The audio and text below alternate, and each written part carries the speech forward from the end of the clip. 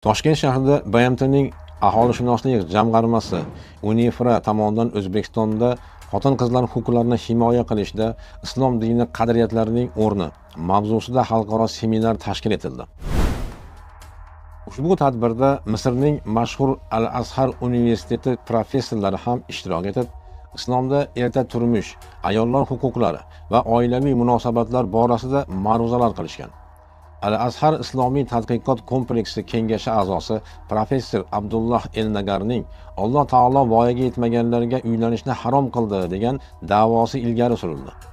Shuningdek, seminarda tibbiy va zamonaviy huquqiy me'yorlarga tayanilgan holda 18 yoshdan kichiklarning oila qurishi islom shariatiga zid va harom amal ekani, bu go'yoki dinning asosiy talablaridan biri ekani haqida xulosalar berilgan. Birinchi navbatda shuni qat'iy ta'kidlash lozimki, islom fiqhida va muqaddas manbalarda voyaga yetmaganlik, ya'ni g'arb huquqiy tizimidan kirib kelgan 18 yosh chegarasi degan tushuncha umuman mavjud emas.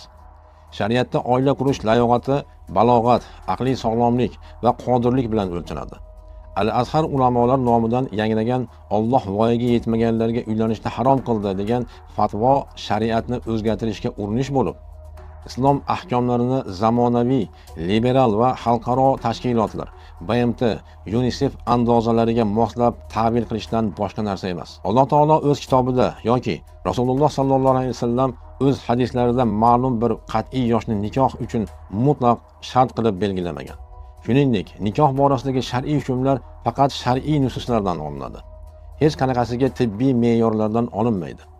Alloh taolo o'zi yaratgan inson tabiatini yolg'iz bilimdoni sifatida balog'at yoshini har qanday zamon va makonga to'g'ri keladigan tarzda belgilab qo'ygan. Afsuski, o'zlarini ulamo deyotganlar tibbiy statistikaga va xalqaro konvensiyalarni Allohning shariatidan baland qo'yib, islomni kofir mustamlakachilar chizib bergan chiziqqa moslashtirishga urinishyapti.